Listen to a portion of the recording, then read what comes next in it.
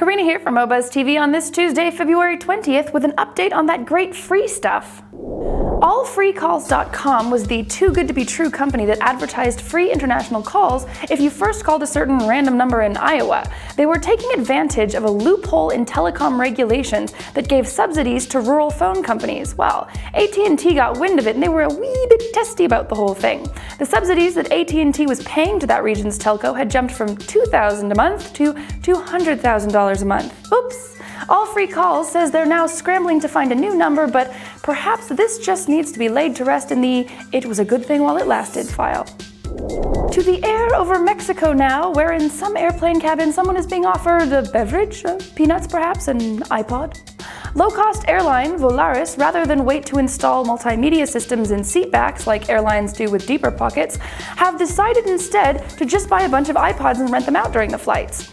Now, I was wondering what the situation would be in terms of paying for the content that they load onto these iPods and then rent out for profit. But it turns out Volaris is owned by Televisa, one of Latin America's largest media companies, so they've probably come to a convenient arrangement of some sort.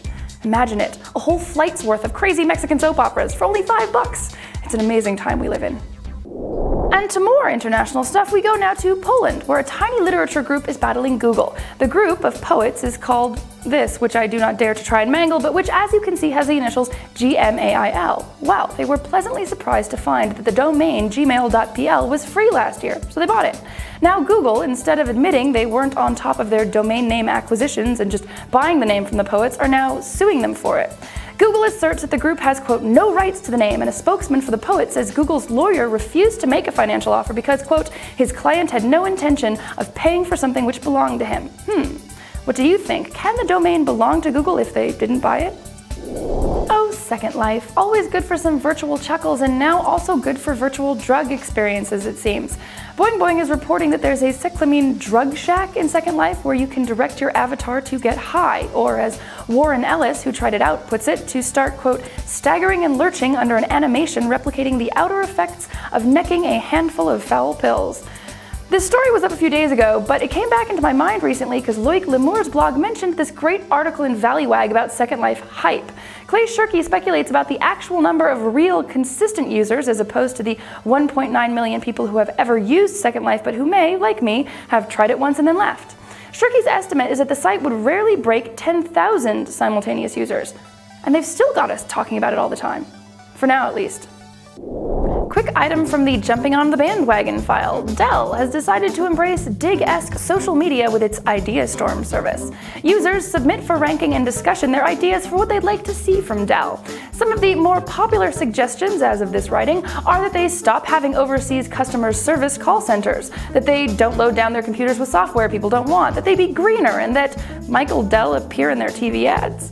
For real? That idea got promoted over 700 times? Anyways, interesting to see this right after Yahoo came out with a similar service, but let's see how well this really works at promoting a brand's image as opposed to promoting information sharing in general. That's it for today. Here's a little love song now for those obsessed with social media from David Choi, who's apparently talented and looking desperately for creative outlets.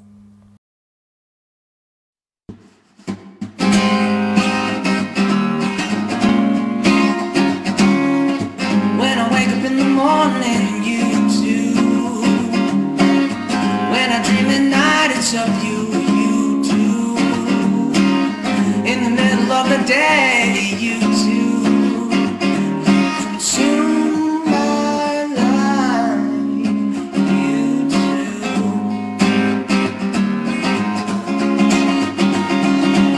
I can't help but think of you. I just love the things you do. Allow the people to post our videos.